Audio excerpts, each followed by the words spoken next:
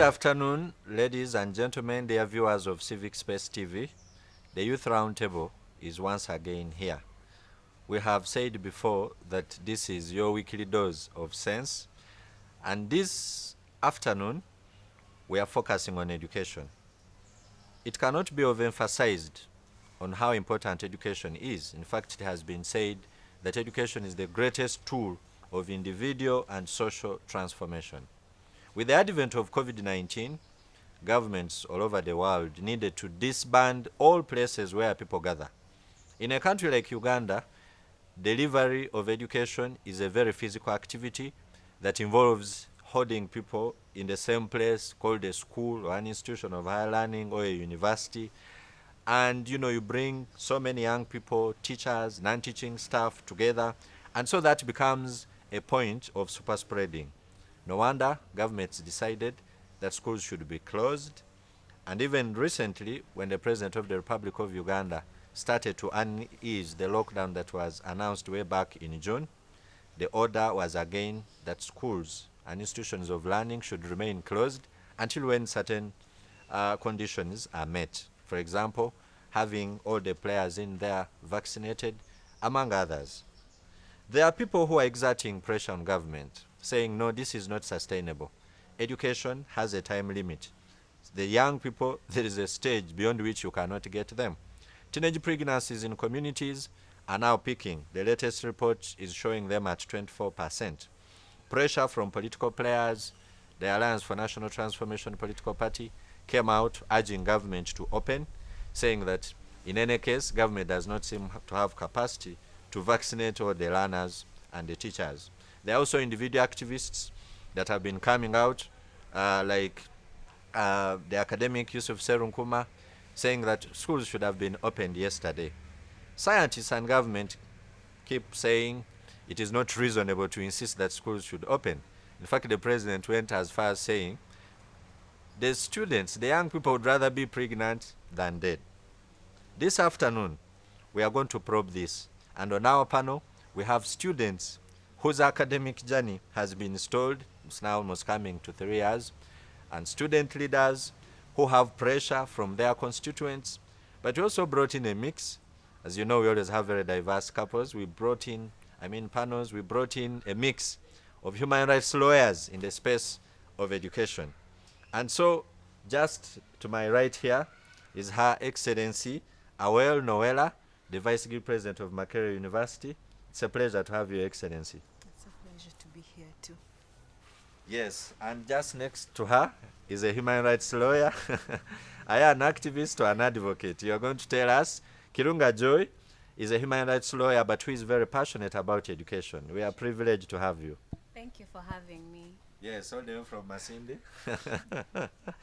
And Najib Kasole prefers to introduce himself as a fellow of the East African Emerging Public Interest Advocates Program run by CSL in Tanzania, and is also a member of NetPeer.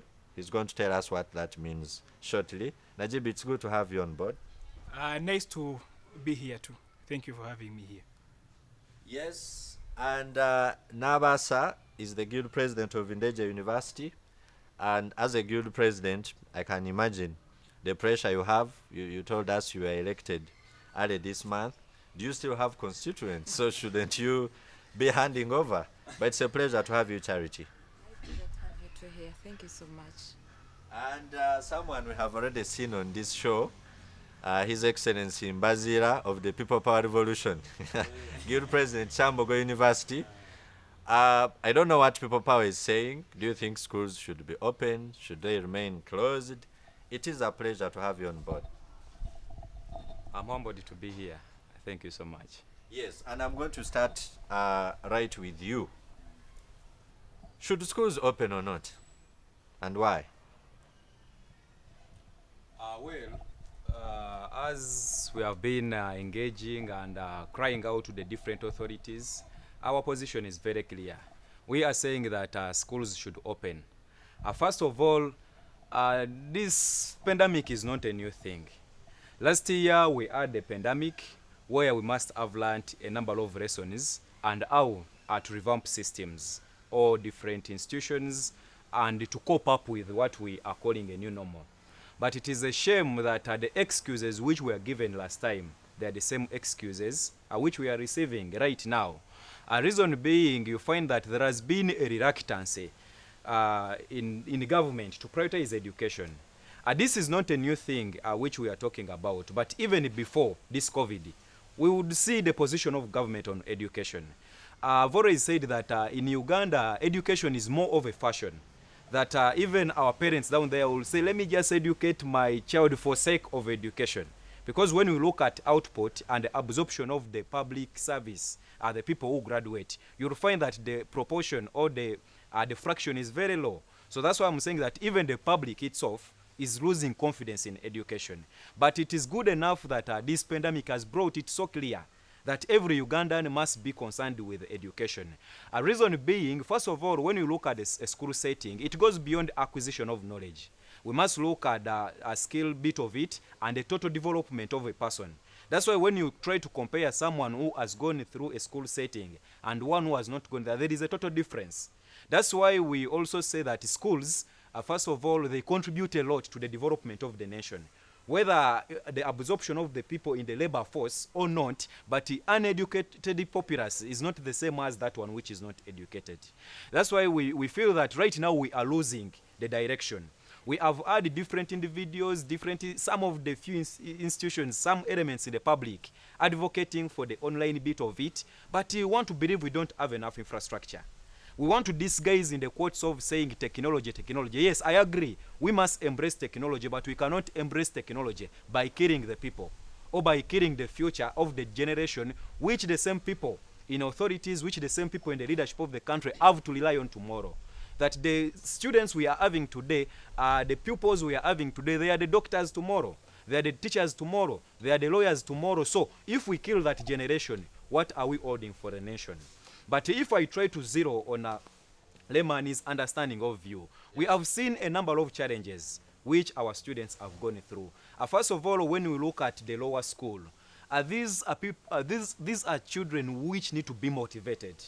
These are children who have been kept for so long in the toxic communities. Look at the ghettos where they stay. The sorts of acts which are taking there, drug abuse, prostitution, and all of those sorts. We are seeing each and every day the rates of teenage pregnancy you just talked about, they are increasing each and every day. We have also seen cases of sexual exploitation. We would not want to see any leader who would say we rather exploit the children sexually other than them going to school. Okay, yeah. Okay. Your Excellency, a passionate presentation there.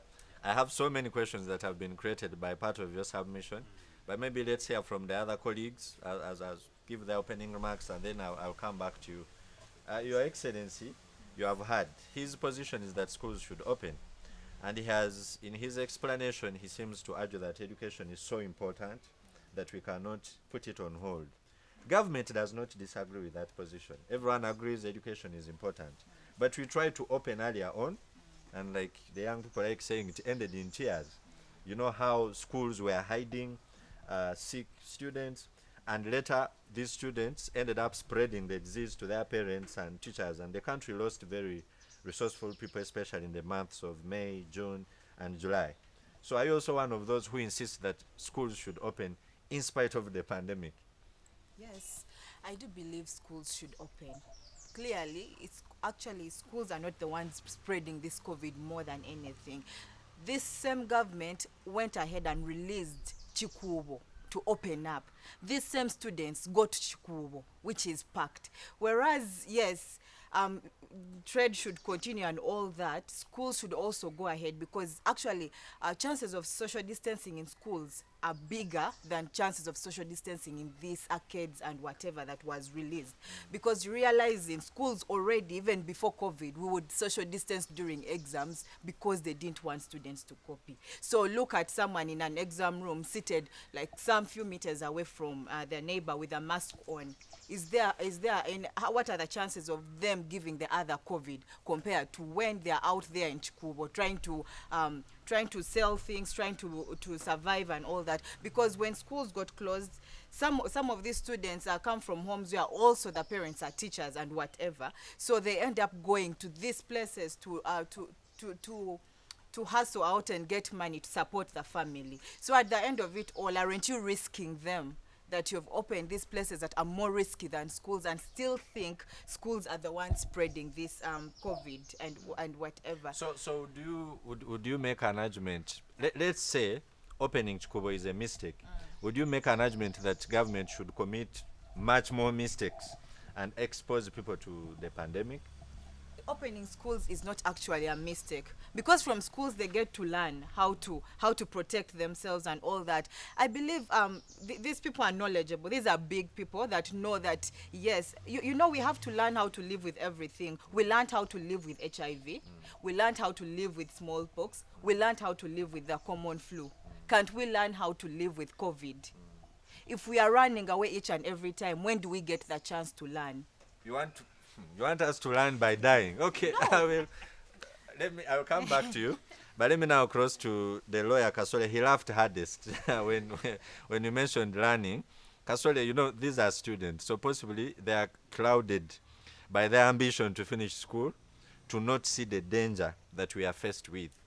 So as a human rights lawyer and you know, a former student, but also very active in the space of advocating for better education and all that, do you agree with them that schools should open?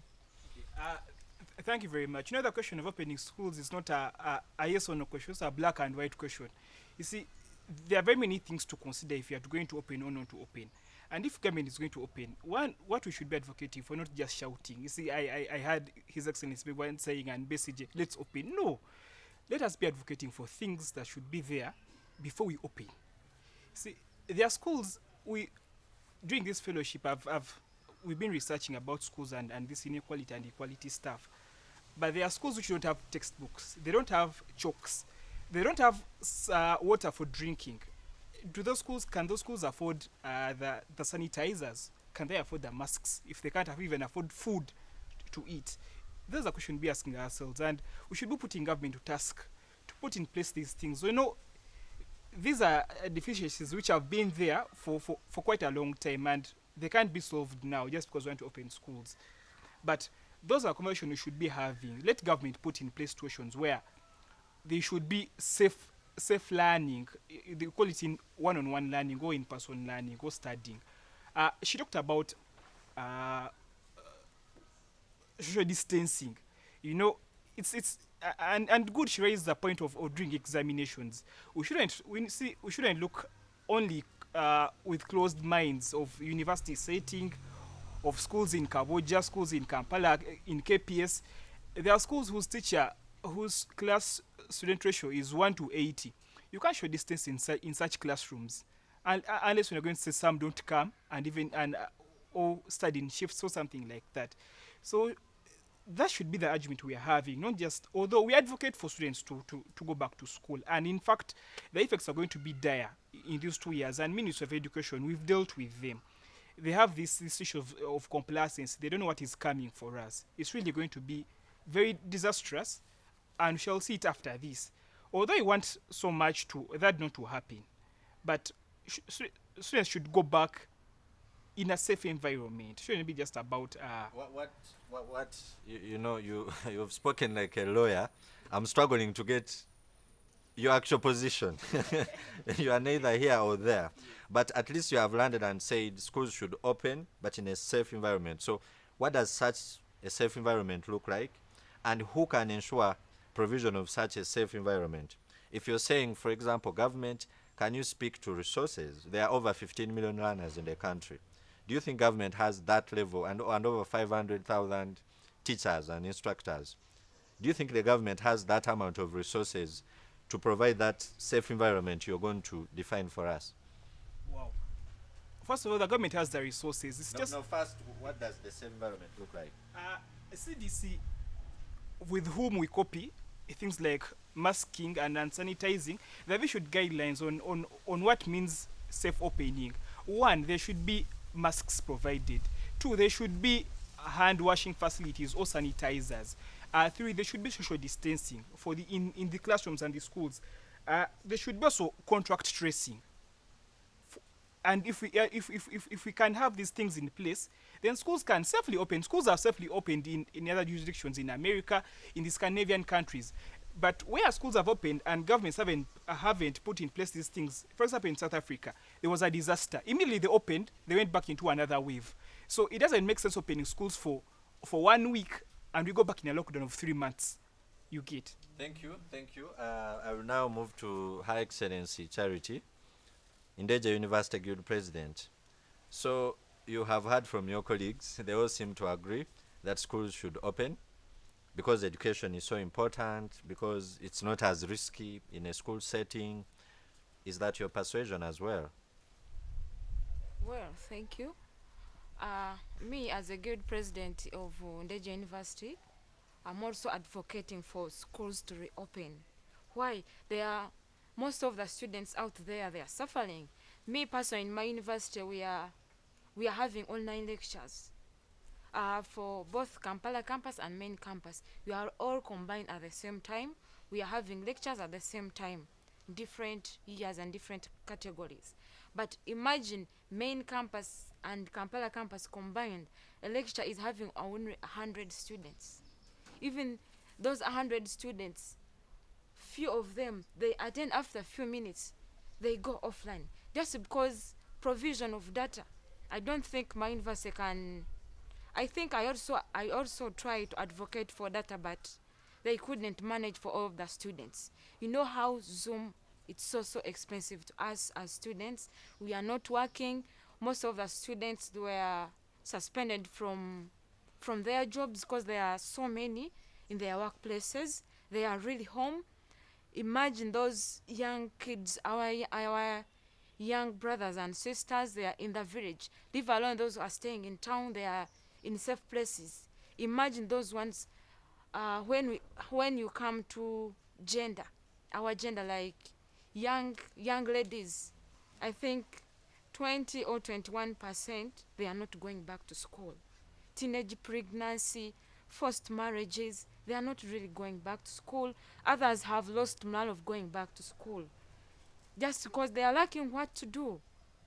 The government had told us to provide the gadgets to use for the students who can't manage to access radios and television. I don't think I've ever heard of any family that received those gadgets. And even students, these young kids from villages, they don't have that time to settle down. They watch the work they are doing. They used to do them in the first wave when we were in lockdown, but I don't know what happened. They used to lecture students via television and radios. We really don't know what happened. Yeah, really, we are advocating for schools to reopen. Okay, so that you have mentioned internet, and that sends me right to Joy. Joy, I know that you have been one of the advocates of digitalizing education, and for people in the digital space, they have said this pandemic has actually been a blessing. So isn't this the opportunity the country has to digitalize education, and should you not be happy with the fact that classes are now online, and government has now rolled out another program to have lessons on radio and on TV, and the coverage of radios in Uganda is fair to the last mile. So you must be happy, unlike all these people who are, sounding pessimistic. For you, you must be happy that finally you have a good case for digitizing education. It presents like a good case of digitalizing education, but digital is bigger than we think it is. When we look at the hazards online, this is something we usually cover a lot. The pornography that comes, the concentration, how much time can a child concentrate when they are on a Zoom conference with a teacher, and like when they are with a teacher in class. And then let's talk about the tax. I don't know if this was supposed to come in at this point, but there's a 12% tax. Now, when the government was passing this law, this is what it said, that we are not going to tax education and health. But look at this. Google is where we do our research. All these other sites is where we do our research. Then how are you going to say that I'm not going to tax education, yet I am using Google to do my research? Internet has so many things that are intertwined in one. So I'm going to put data on my phone, but I'm going to use it for maybe a Zoom study. But how are they going to say this is not going to be used for this? And that is a problem we've had. Actually, even the president, when he was easing the lockdown, brought on that issue and said, actually, you can digitize education. Digital is quite broad. We can talk about radio, we can talk about TV, but we have a 98% of radio coverage. But I've been living in Masindi, and I've noticed what happens around there. During the time when the radio is aired, when learners, it happens from about 9. Now that is garden time. How are you going to convince a village parent, that is not meant to maybe call them low parents, but how are you going to convince a village parent that the child should not be in the garden but learning on radio? How do you convince a parent who is illiterate? Because we know the illiteracy levels still in the ages of 40 and above are still quite high. How are you going to convince that parent to sit and supervise this child on radio? And then there's a program to roll out radio sometime. I think that was a ghost program. Nothing ever happened. Then let's talk about TV coverage. How many of us have TVs in Uganda? Leave alone Kampala, talk about the village areas, talk about northern Uganda, talk about western Uganda, and all the other parts. Then we're talking about gadgets. I mean, we all know that poverty index in Uganda is still high. So how are you telling someone to buy a smartphone to use it for their child? Just the other day, I was visiting the district education officer, and he told me they are told parents actually buy New Vision. New Vision costs 2,000 shillings. Now, that is a lot of money up country and in the village. Talk about the poverty index in Uganda. Talk about the inequalities that have been happening in the education before. We had a serious education crisis before. And now with COVID in, the kids in Kampala have been studying on internet, but ours down there, they are totally at zero. They don't know what's going on. One of the teachers, because I do education advocacy, we were having a discussion, and this is what he told me. When students came back, we had to start from zero, not like these ones who had been, what had been happening. So much as we are talking about digitization, this is something that takes time. Let's not talk about it in a vacuum, leaving out all the other factors like poverty, like this other tax that has come in, like the literacy levels of our teachers in. Do they know how to use Zoom anyway? Do they have the gadgets to use Zoom?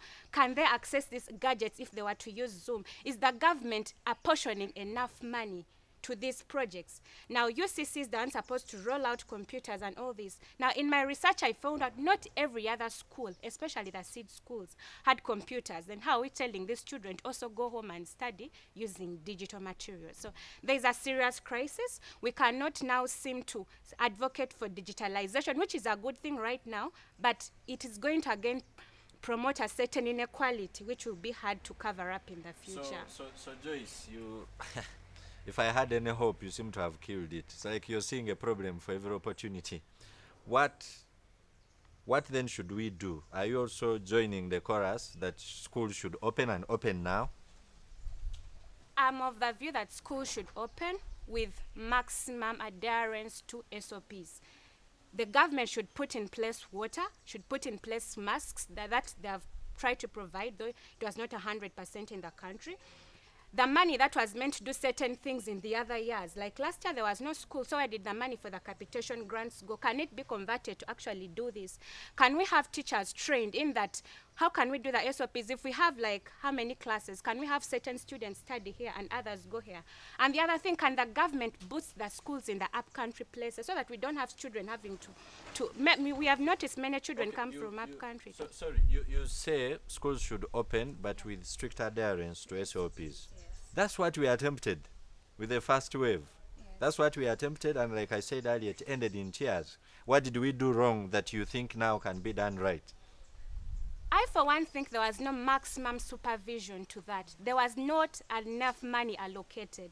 If you have talked to the DOs and the likes, the money never got to reach there. There's a serious crisis between the Ministry of Education and the education actors down in the sub-counties, in the villages. Did this money get there? No. Did we actually open, as we said, that candidate classes are coming? Is this what they should do? Should they have a mask? Were teachers trained? Were they trained to use these other things we are saying? There was a lot of crisis, much as we opened. And then, remember, we had talked about preparing, but did the preparation really take place? And just add on what Joyce is saying. You see, what the government doesn't want is holding it accountable. The Ministry of Education officials do not want any accountability from their side. And that's why they keep this closed door policy. Let us not open, children are going to die. But what happened last time was just let us open and vibes and inshallah and see what will happen. You see, even if you open and you don't put in place structures to safeguard the children, it's going to blow up. And maybe just comment on the e-learning, what you talked about. You see, we'd rather not open at all, by the way, than saying let us go digital. Because that's how crisis is going to happen. We are going to create an inequality disaster. Half the children are going to continue their learning and half won't continue their learning. And even these ones which are continuing their learning, by the way, apart from those in international schools, even our universities here, I've seen them, many of them just upload handouts online and they call it e-learning. That is not e-learning. E-learning combines much more than posting notes online and people find them and read them from there. No. Okay. Thank you. Quite some education there, but allow me now to first go back to His Excellency Mbaziira. In your submission, you seemed to blame government and say they seem not to have a plan, and you even punched holes in our education. I was actually about to ask you if it's that useless. Why can't we just let it go? Yeah, but yesterday, the Minister of Education, Honorable Janet Kataha, issued a press release in which she was calling upon all stakeholders like yourself to encourage teachers, non-teaching staff, and students, especially those above 18, to go and be vaccinated. And she did mention that they are working with the sister ministry, the Ministry of Health, to see that the people in that category are vaccinated such that schools can open. That does not sound irresponsible. It seems like government is actually thinking about this and taking steps towards opening. I saw that press release, but I want to believe that is just comforting our fears. You know, just like the way how we are today, every Ugandan is rising up to talk about education. I want to believe the voices are reaching. Now they are trying to devise ways of comforting the Ugandans. We saw of recent the doses which they got, they were 286,000 something.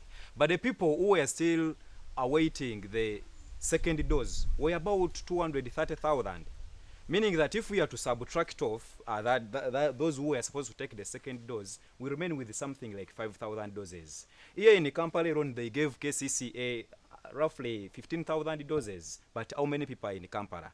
And according to the statement issued out by the Ministry of Health, they were prioritizing the people aged 50 and above, which we agree, those who are having health complications like asthma, diabetes, and so on, to go and get the vaccines. And then also they called other priority groups like teachers, but it was not mentioned. And then the students who are going back at the medical school. So how many people are going to benefit from those 5,000 doses? That's what I'm trying to tell you, that they're trying to comfort our fears and close our eyes. But we are seeing, because again you realize when they say we are going to vaccinate, how long is it going to take? Are we going to vaccinate for the entire year? How are you going to evaluate that now students have all vaccinated, that they should go back to school? Can we pick the students and we take them as an interest group, that within a period of 2 months we are going to vaccinate students, such that at the end of the 2 months we can be in position to evaluate at all vaccination centers how many students have you recorded who have vaccinated? Then secondly, where we lost it last time, it was not all about SOPs much. Some schools, they tried, they put up the hand washing facilities and so sorts, but government failed to pick a priority in upgrading the health facilities of the schools. Personally, in Kyambogo University, we have a medical center, but they did not have capacity even to test COVID. They did not have capacity to treat COVID. So right now, if the country is open, how are we going about it? Are we planning to go back to lockdown very soon? We should now try to get the nationwide setting and we put them into these schools. The fact is that if they can upgrade the health facilities of these individual schools, it can be better off. that Makerere as a university hospital, Kyambogo as a medical center, equally to Mbarara, and even I want to believe the private institutions have their medical facilities. How do we upgrade them such that within their community they can be in a position to treat COVID, because we believe now we are in capacity to treat COVID. Can we pick that knowledge we put into these institutions on top of the OPs, that if tomorrow I feel some illness and I can be tested, if I'm found to be having any complication, I can be worked upon or I can be treated. Then my sister talked about the issue of radio. That is also something to hoodwink Ugandans. And I want to believe the authorities learned nothing. That's why they are forgetting nothing. We saw the recently released results of UCE. Over 2,000 something students did not sit exams. It is because of this so-called system of teaching on online and virtual.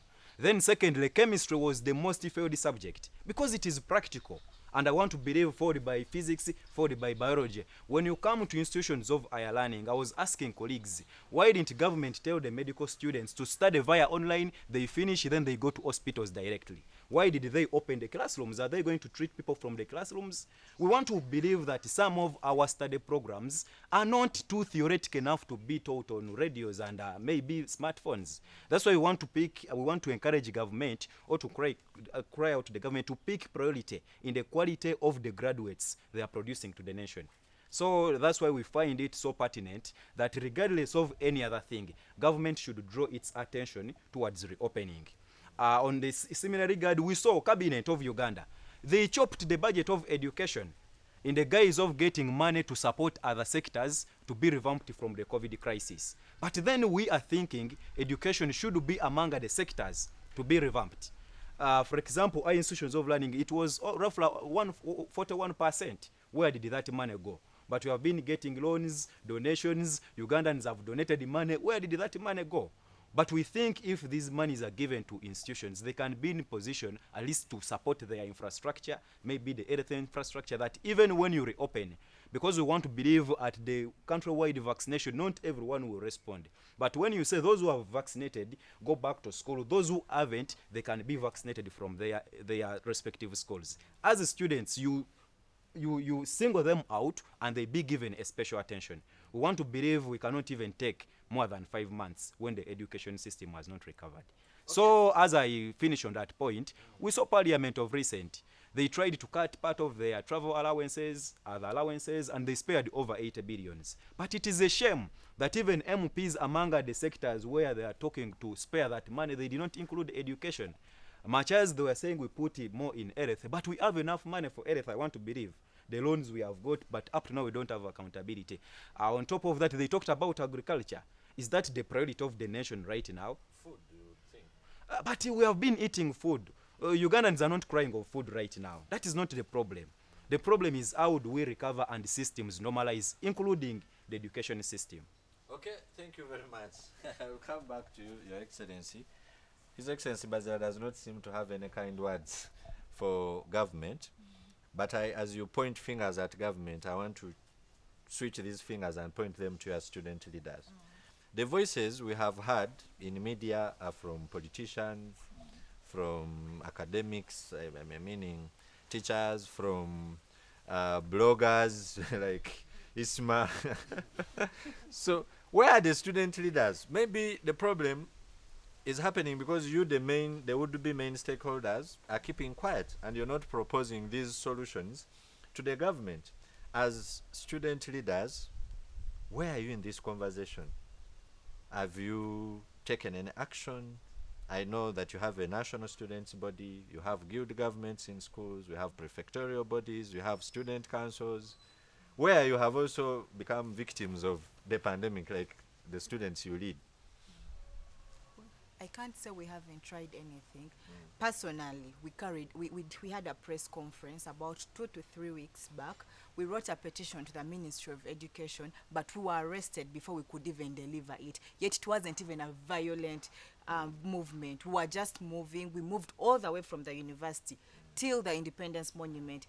if we couldn't be arrested at one Ndejje, how comes this police here thinks we are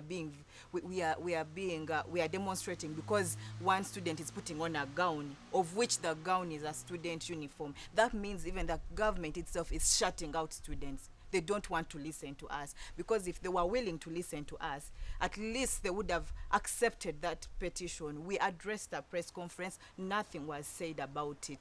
We have students with disability.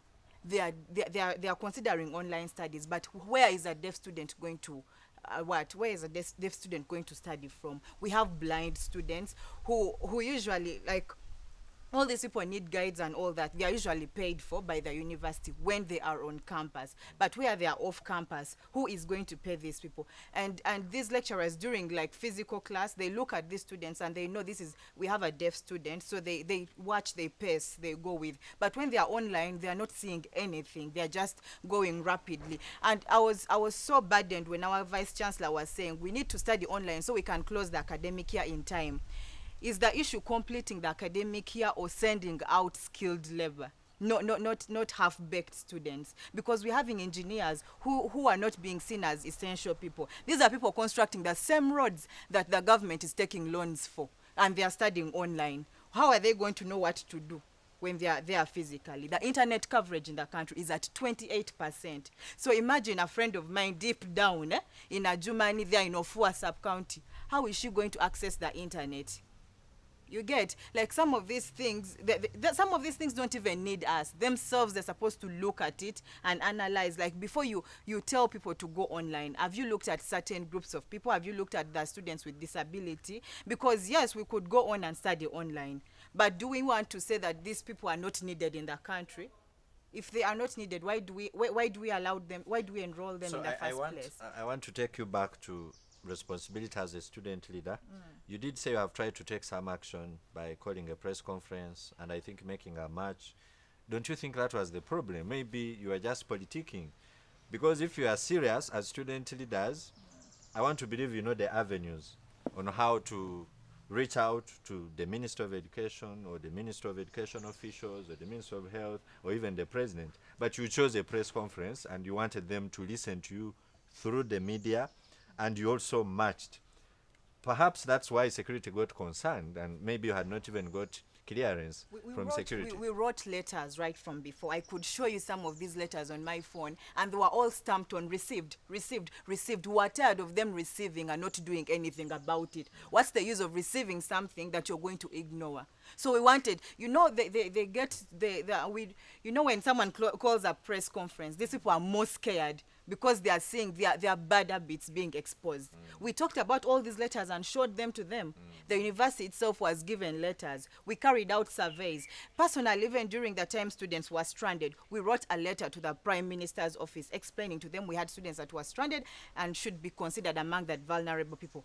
And the Prime Minister clearly comes out and tells us in a letter that I don't expect any Ugandan student to be stranded. But these are students that were suffering from COVID and couldn't travel back home to affect the people back home. We wrote all these. Some of these were people that were still working in these arcades. The lockdown at the beginning was phased, right? It was phased whereby they had just locked transport, but the arcades were open. Yeah. So by the time they closed the arcades, already transport wasn't working. How were they supposed to travel back home? We addressed all this, but she came out and said, I have nothing to do for them. They were supposed to be home. We gave them transport. Right when I can give you a letter. The Nabanj of ours. Yes.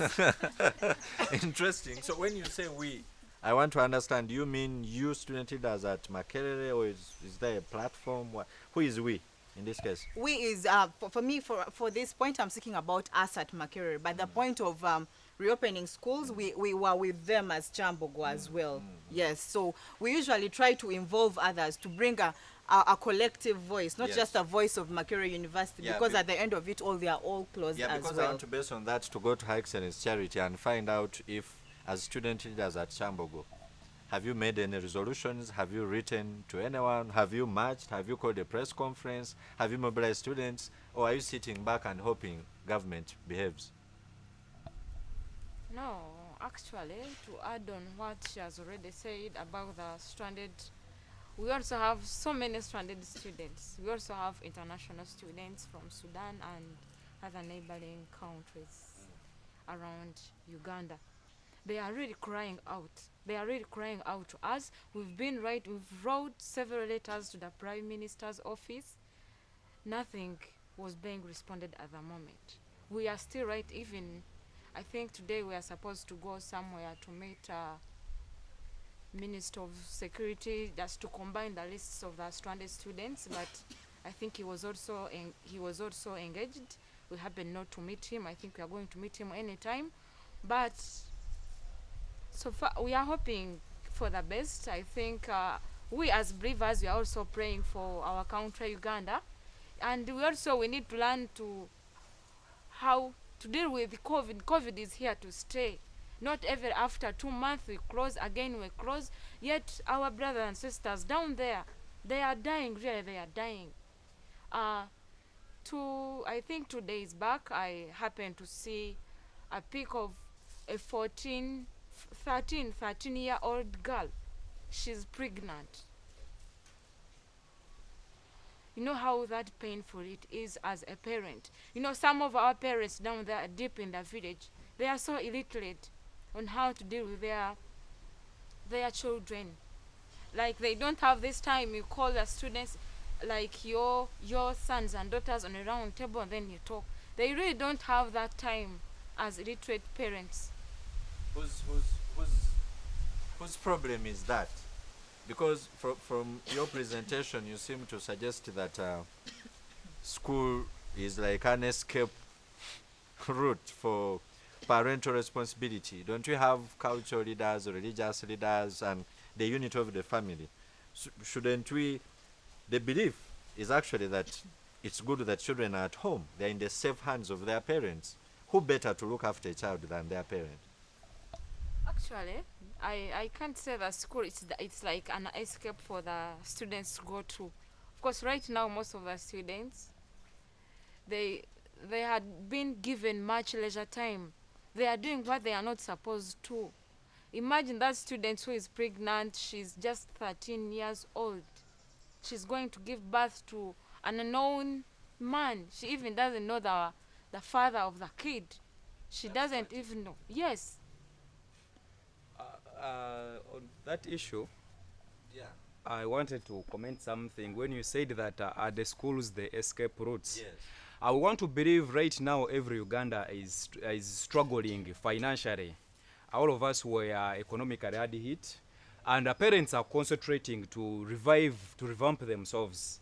They are concentrating on work. We have our parents down there, you know, we know Wachiseka, where someone who earns a 10K in a day and go back. How would you expect such a person to leave business to concentrate at a kid, or he or she's having 3 kids, to concentrate on kids, then he's having a workplace which is not safe, that maybe will carry the entire family, they go at work and then they come back. That's why we are saying that schools are safer places for them, because when you leave them home, you've gone to earn a living, you've gone to win a bread. So how would you expect Ugandans in the economic setting where we are to concentrate on family alone and then they leave out their places of work? I don't know if you had finished your submission.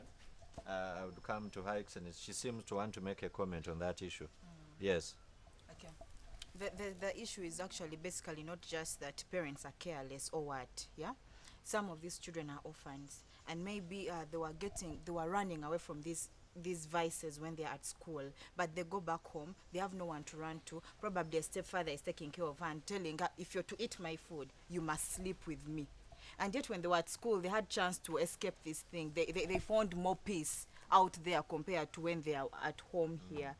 And like some people are living in societies whereby educating a girl is something not really important. Personally, where I come from, I'm not actually a Ugandan, I'm a South Sudanese, but where I come from, they even used to tell my father, but the girl has grown, she has finished senior 4, why don't you just give her to the other man? You get? Because they realize that, what are you going to benefit? After all, she's going to get married off somewhere else, and then the man will take. So some of these uncles would actually just sit and plan for you and marry you off. But when we are at school, when we are in boarding, they would they would ask my father, where is your daughter? He tells us she's at school. So really, they didn't have that time to engage so much in these things. So sometimes they would, so these kids, while they're at home for these 2 years, these people are convincing their parents, you're suffering, you have a girl, beautiful enough and mature, just marry her off. Okay, so Matanda, wait, when they say school is a safe haven, it's the level of control that is in a school environment. Now, this education crisis has pointed to so much evils in the outside environment. Talk about slums, the housing problem there. Talk about food. Some schools offer food. Talk about teenage pregnancies and all that. When you're in a school, there's a teacher watching you. Much as home still is the best place, but we are in a broken society. A society where there are no morals anymore. There's so much going on. But when a child is in school, there is a level of security. School is not just the buildings. It's a learning place. It's a place to learn, to network, to interact, to create lifelong friends. I, for example, my best friends are people I studied with in my high school. So imagine I had lived in a vacuum like this where I only have to interact with a teacher and the Zoom. There's that vacuum. And then human minds, we need interaction. That's why we're having so many issues of mental illness, depression, and all that. It's more than just the four walls, okay, the four thank corners. you very much. We are going to take a break. It appears as a society we need to talk. We have ended on a conclusion that we are in a broken society. So that's another whole conversation that we need to have. But when we return, we are going to sound more hopeful and start to talk towards the way forward. Thank you. As a key principle to good governance and democracy, freedom of expression allows every citizen to speak their mind. It is a fundamental human right that permits citizens free expression on matters that affect societies, access information, and hold policymakers and leaders accountable. But these rights normally do not come cheap, and as such, citizens should be aroused every now and then to reclaim the shrinking civic space. Be part of the conversation every day on the Civic Space TV online as we dissect on the measures to reclaim one of the fundamental rights that allows every citizen to speak their mind. Civic Space TV. Freedom always. Yes, welcome back from the break, and we did promise, this is going to be more hopeful. We are now going to walk towards the way forward. And I'm going to go straight to you, Councillor Najib, to say we have had the passionate appeals that you have made, but we need now to get a bit more practical. Some of the statements that stakeholders have brought out, like the one I talked about of the alliance, it had a lot of proposals, including saying we should maybe engage churches and mosques and community centers and ask retired teachers to come back.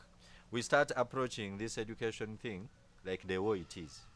So what do you think about these proposals, bearing in mind that UNICEF and UNESCO have also called upon countries to open, and also the fact that in the region we are now the only ones with closed schools? People in Tanzania are studying, of course Tanzania is a curious case, but people in Kenya are studying. So what is the way forward? And initially we are speaking openly, but I would now want some timelines. Like you say, we should open, but safely.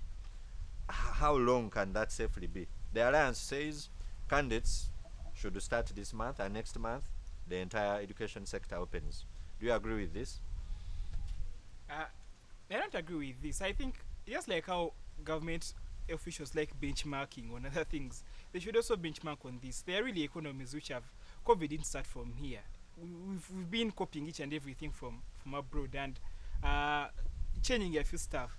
There are really countries which have had this successful in-person learning or one-on-one learning in the schools that have opened up. We should just go back and benchmark what they did right, what went wrong, because there are even countries where it went wrong, by the way, when after opening and it went wrong and they went back on the drawing board. We should just put our technocrats onto task. We shouldn't always. I say we've normalized mediocrity in how government handles its things. You get? We should leave these things of taking things as they are, or is they called wholesale. How shall not open? We need to interrogate each and everything. Things are simple to do. Economies which have opened and schools which have really opened up and have really had good learning, the Scandinavian countries would be something good to benchmark with. They have sent students back to school. They have reduced on the classes which are really opening. There are some non-essential, I don't want to call them non-essential, but where would focus on the young children which have low risk. For example, the they call it early childhood learning, and those ones are really the fundamentals. You see, if the fundamentals go wrong, or if we neglect the fundamental learning, even up there, it will be really difficult to change the status quo. Government should really focus on P1, P2, and nursery learning, so they get that foundation. University students can wait, in my opinion. Campus can wait to study. They're not in a hurry. Or they can even blend in.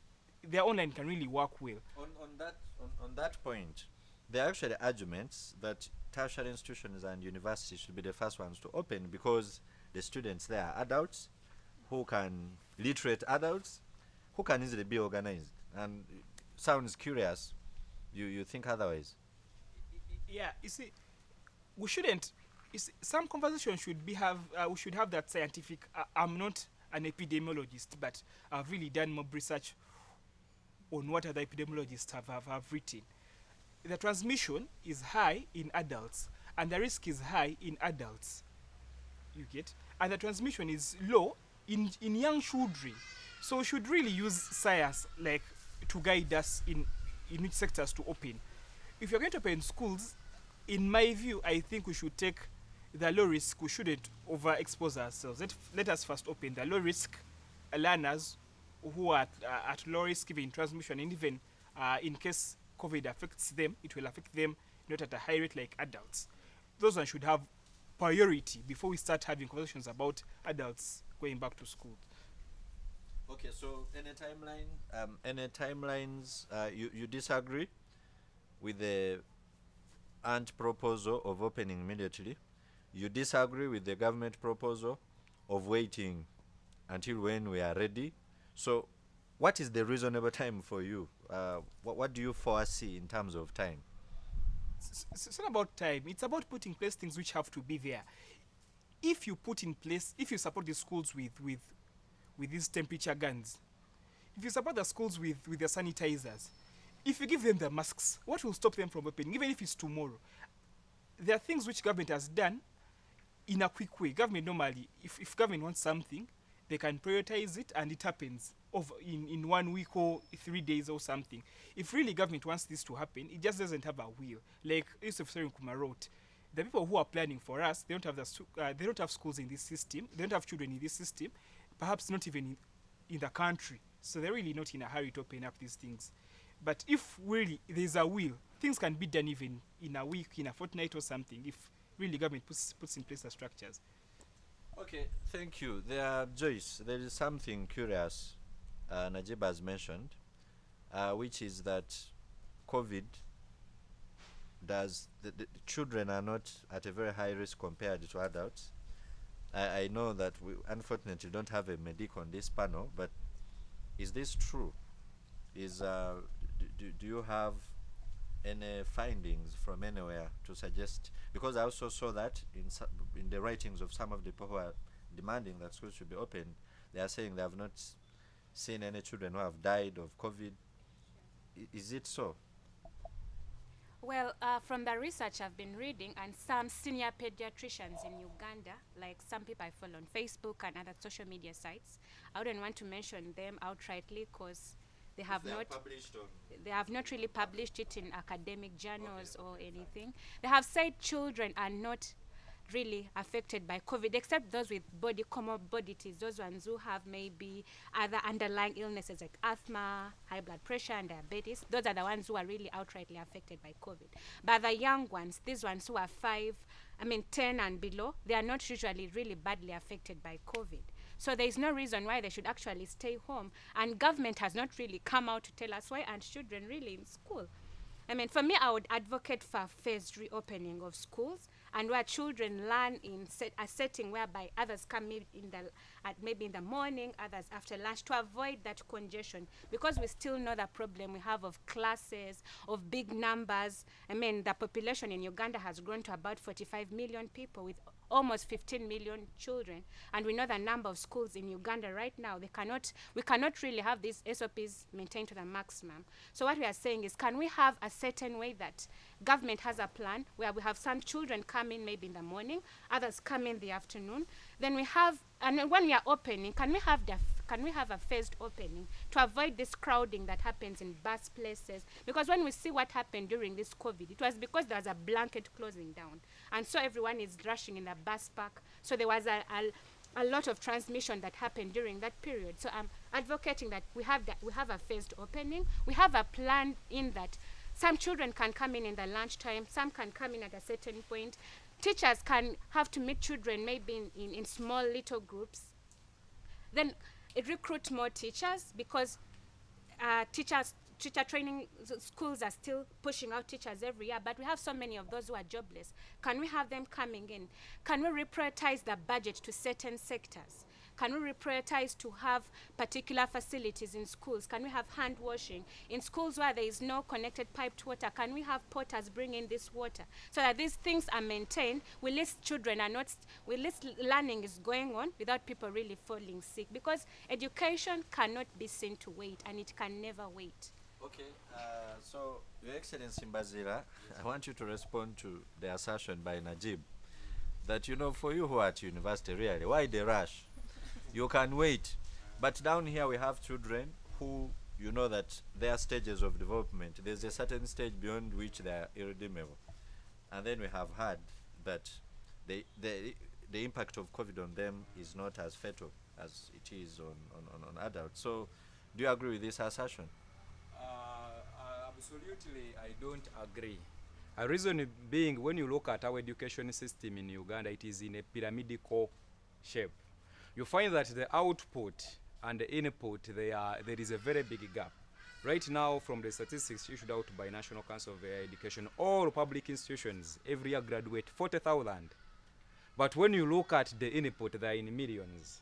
So you find that if we are to leave the upper bit of it, the higher institutions closed, and we open up more, we admit more down, we are going to get the system crowded.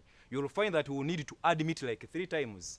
You will find Kyambogo having a task of admitting like 3 times in a year, which is, in one word or the other, is going to bring a gap somewhere or challenges within the education system. And then we would prefer otherwise opening up, and we put off some people, and then we do what? We shift. Because we want to think we can take the tertiary institutions as a study case.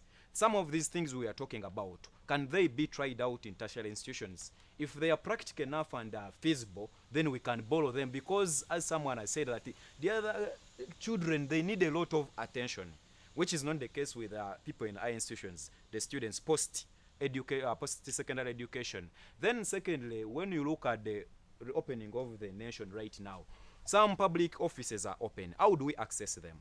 We are seeing parliamentarians sit. Today they have opened the parliament. They are going there to sit and do. How do they access those? There are very many, equal over 200, something like 300. They come and gather to discuss. How do they go there with measures ensuring that they cannot spread COVID? Can we ensure that some of these institutions, they enforce mechanisms on top of soaps like hand washing facilities, but the issue of temperature guns, can they be a priority?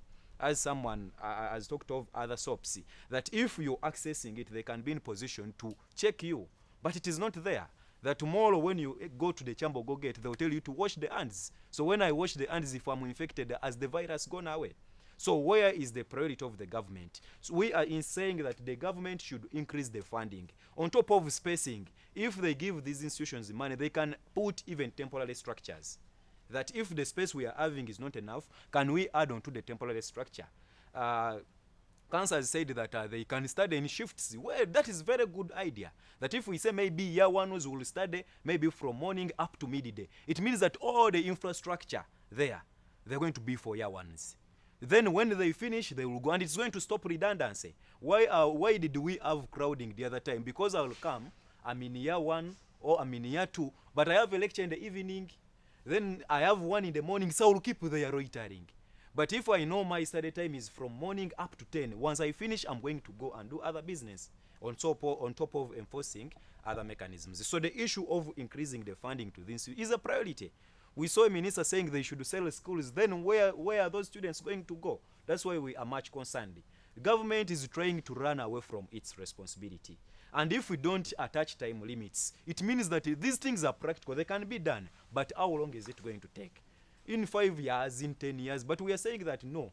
education is timely.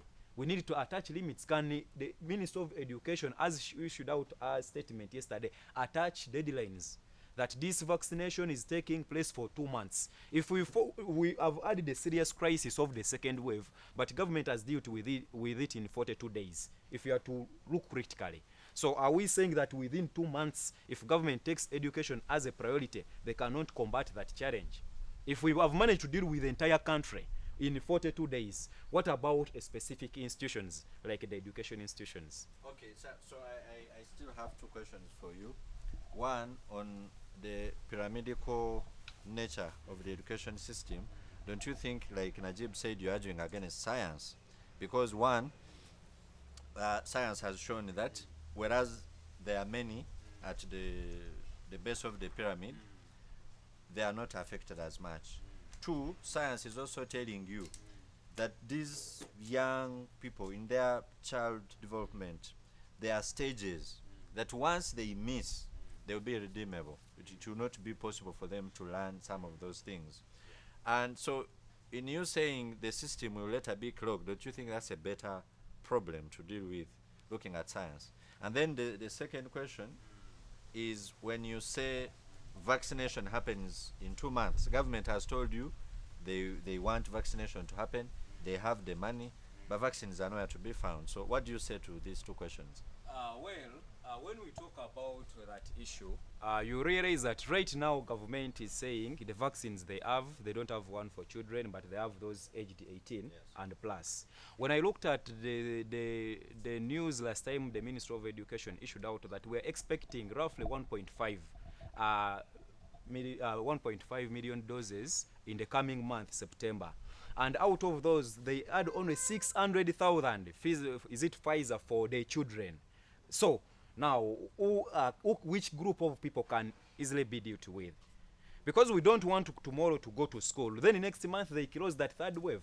But we want to believe that if we are vaccinated, then that is the way to go.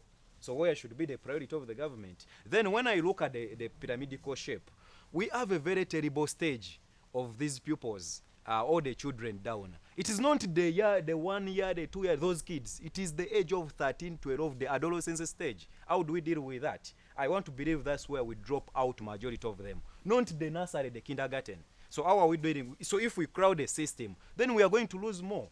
At the end of the day, we shall find ourselves to have done nothing. How would you deal with that stage? And that is the terrible stage. That's why we are saying teenage pregnancy, we are saying drug abuse, we are saying sexual exploitation, because that is the group outside there in the toxic community. So you need to play off some group, then as you bring in more. But if you crowd it, still you will lose. And at the end of the day, you will not lay off a desired product which you intended it to have. Then you asked the... Do you have a response to this? That you can learn, then... Yeah. Then the second question you asked, that government is crying, vaccines are not to market. First of all, we are saying, let us see the efforts that government has paid, maybe on the international market, maybe 100 billions for vaccines. Then we shall be hopeful. And the government says they're going to come on in October. We shall be, all of us shall be knowing that once October reaches, there is hope for us to move forward in this direction. Second, thirdly, we saw government bringing in lecturers from the outside community. If we are interested enough in solving the problem, can't we put a facility to manufacture vaccines here? If we have the capacity to get Cuban lecturers, to get the Korean professors to come and lecture in Uganda, can't we get human resource from the outside the country to come and better our scientists here as they speak? So who are those people treating COVID here? They are Ugandans.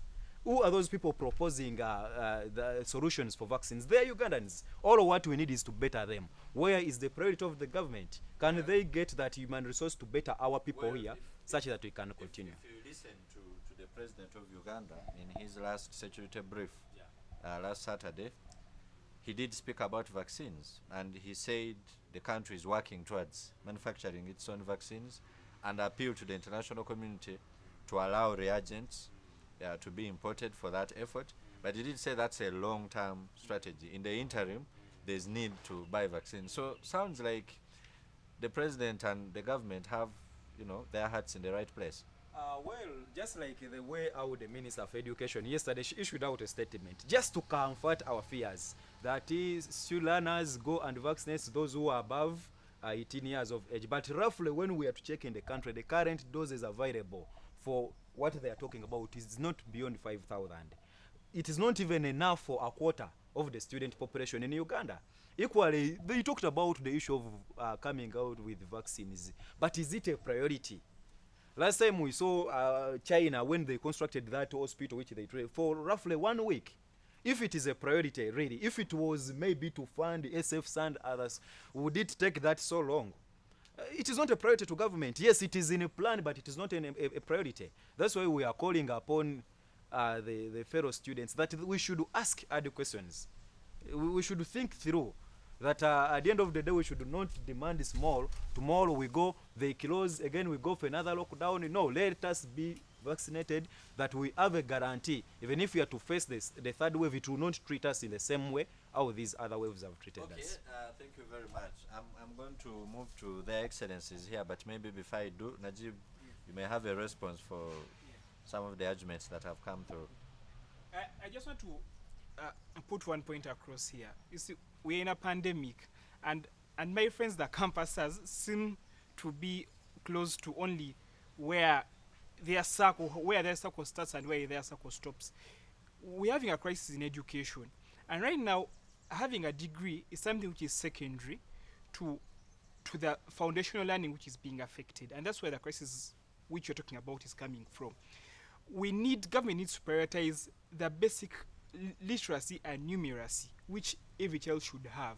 And once we have that, these other things are peripherals, whether they have a degree or not, but at least let children have the basic foundations of, let them be able to read and write, let them be able to count, such things. And if they miss that, people have been warning this, the educationists have been warning this.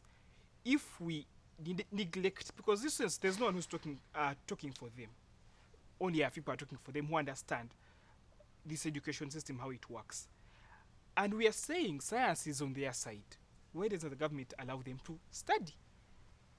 That's what we're warning government about. Although the other social factors will come in later for adolescents and what, those ones are easy to deal with. Those are social factors. They deal with mindset and family issues. Those ones can be dealt with, but there are things which government won't be able to deal with. The technical issues. Government won't be able to deal with those ones if it sits back and crosses their hands. Yeah. Okay. Thank you. I think His Excellency is settled. I will now come back to my panelists who have been quiet for some time.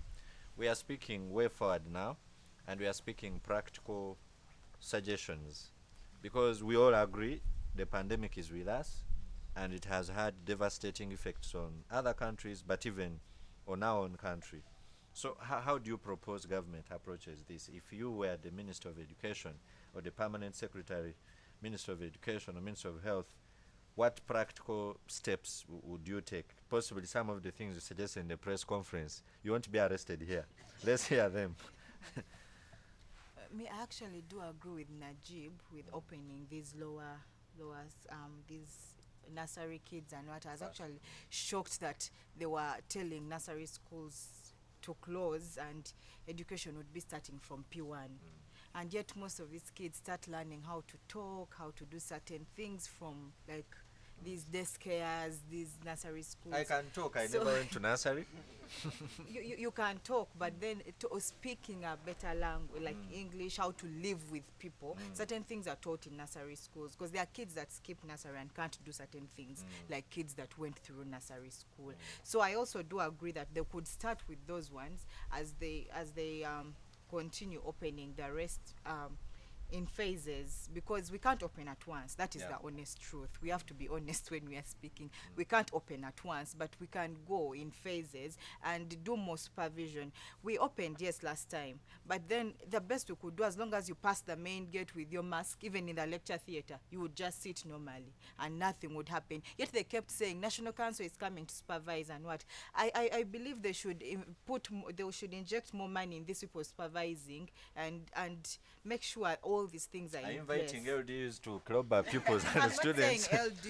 I'm not saying LDU, because they are scientists. They are scientists. Because if we even carried on with the issue of vaccination, if the vaccines were available, trust me, as Makerere would even finish in 2 weeks, because we have these medical students who do these things. Usually, even at the university hospital, they are the ones assisting these health workers.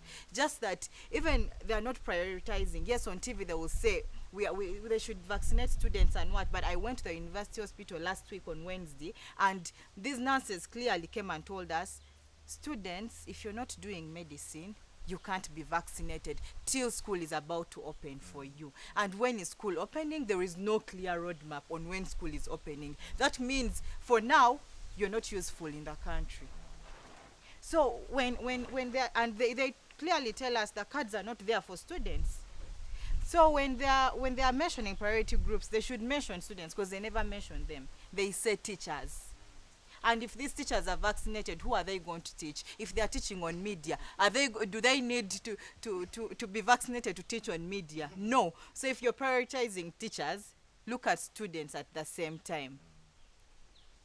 Because if we have no clear roadmap of schools opening, they should first look and go back to the drawing board, look at the errors they did the previous time and which ones they can fix at the moment. And if they get down to that, then they can release a clear roadmap. Otherwise, they are releasing USCE results. There is a group of freshers still who are like vacants because they didn't do exams. And then there are these ones who are supposed to join in. Do they have the capacity to admit all these ones in line?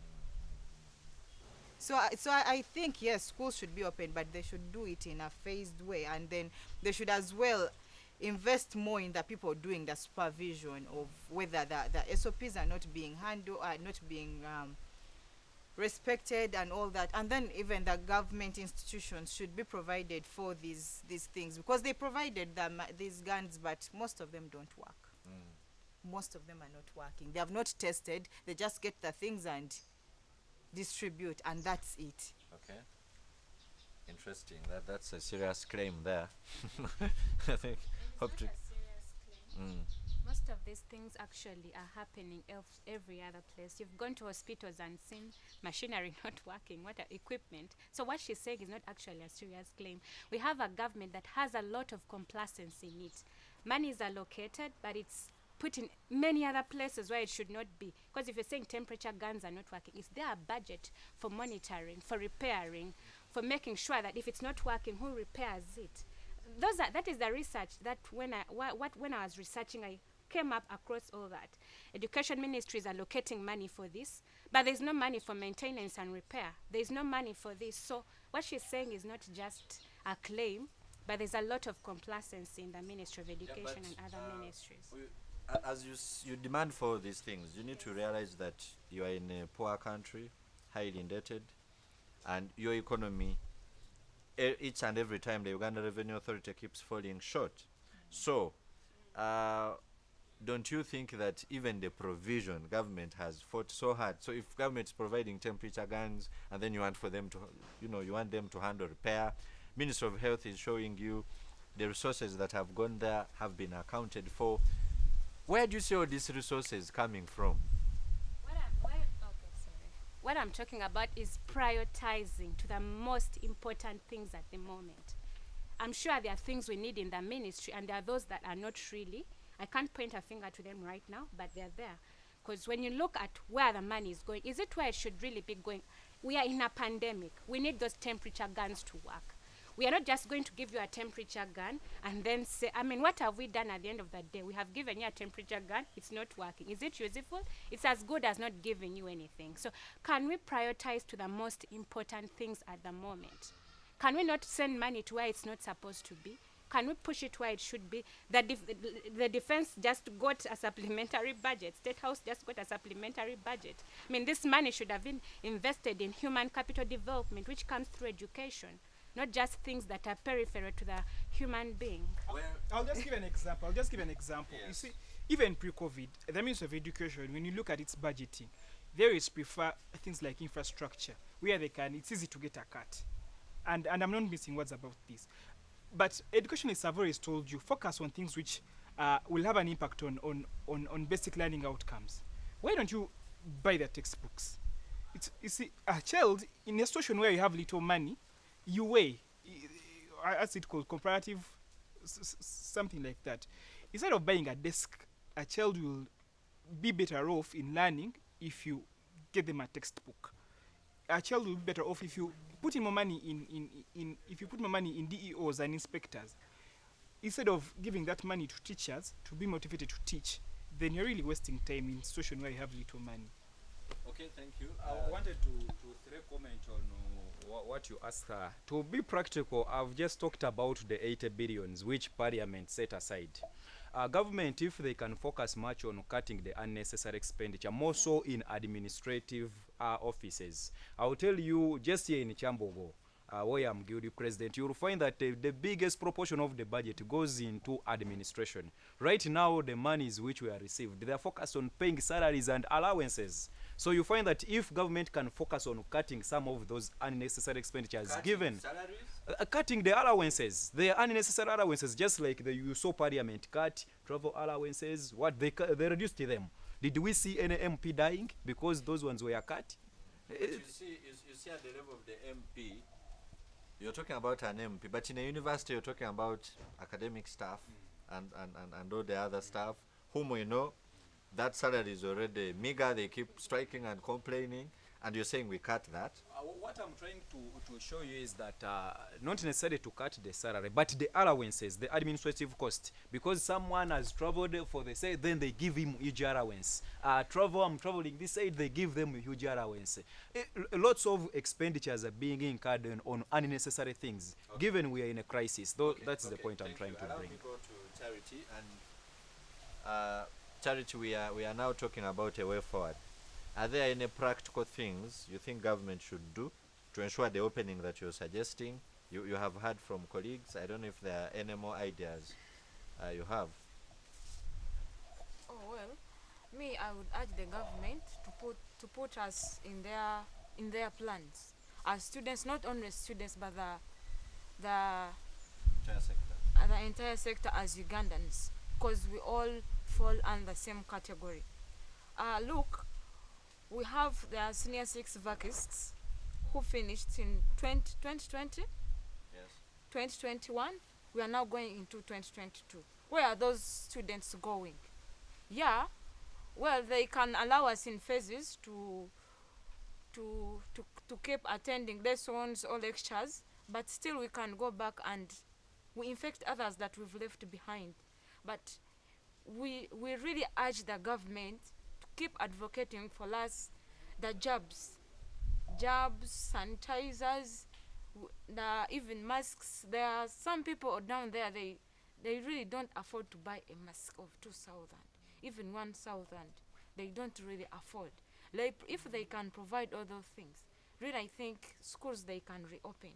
Okay. As we university leaders, as we keep monitoring our fellow students and even our parents back home who are literate, at least we keep telling them what to do. Even those students back deep in the village who have lost hope with education, yeah, at least. Okay, thank you very much. You have been a wonderful panel. Our time is fast spent. I'm now going to give each one of you about 30 seconds for you to just give a parting shot. Maybe something you think has not come out, or a recommendation, or maybe you want to call your students to do a way. Just come out. Yeah, I'll start with you, Your Excellency Mbaziira. Yeah, I want to thank so much the people on camera, our producer, the moderator, and my colleagues. The first time the panelists has thanked Yeah. As we conclude this, we as the students leaders, we are having actually an ongoing campaign to fix education in Uganda. She told you we have been in touch, engaging. We are reaching out to other leaders, guild leaders, such that we can use the same voice. Previously, we have been concentrating more on local issues within our institutions, but it is high time that we can unite the voice and we focus at the general problem where it is coming from. Therefore, I take this opportunity to call upon other guild leaders that we should not settle for less. We should offer leadership not only to our students of our institutions, but also to the lower school and even other institutions who may not get a platform I've gotten today, maybe to send my outcry to whichever authority in charge. Thank you so much. Yes, Councillor Joyce. For me, my parting shot is we are at the verge of losing a generation. a generation that is supposed to take over from us when we leave.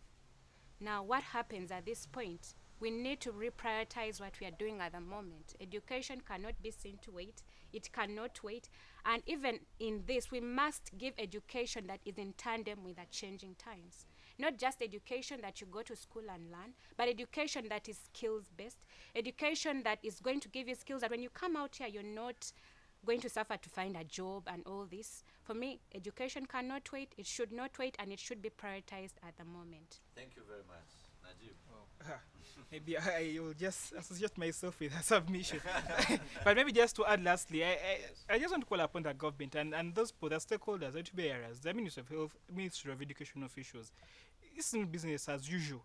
Things are really happening, and if we keep this mentality of just vibes and things work out themselves, we are going to see a crisis the next years, which will be hard to redeem. Yeah. Thank you, Charity. I'd love to thank the people in the Kamela, my fellow comrades on the panelists. I would still want to urge the government to really to keep planning for us, to keep thinking about us, to keep thinking about our health. Yeah, COVID is here to stay. We should learn how to stay with it, as how we learn to stay with HIV. Yeah. Thank you. Yes, Your Excellency, you have the honor to close Yeah. the conversation. So there is something we didn't talk about. As government is telling students to study online, can the government also tell these institutions to cut down fees so we can afford the data that they've already hiked in the 12%? That is something they should consider when making all these plans. And I want to call out all students, all stakeholders, including parents who are all caught up in this issue, to take interest in demanding for schools to reopen, in demanding for students to be vaccinated, because we have no more time. We are running out of time, and there is a vacuum being created with schools being closed. Yes, we are talking about COVID killing people, and who is replacing these people that are dying? If we have tied down the sector that is providing human resource in the country. So really, we should be prioritized as the education sector. We should be given more audience to be listened to and given the chance to express how we feel about the situation, and be asked before taking decisions for us. We should be asked how we are affected by them, not just suggesting because maybe their children are comfortable with what is happening. Okay, thank you very much. You have been a wonderful panel. You have been a great viewer of the show. Like we always say, our ambition at the Youth Roundtable is not just to lament or complain, but to contribute to solutions of making this a better country and reaping from our youth bulge. So I urge you to still ask questions and make your comments in the comment section on YouTube, on Twitter, on Facebook. And at Civic Space, we say freedom always. So it is within this freedom that we are seeking to find answers. Until next week, all the best.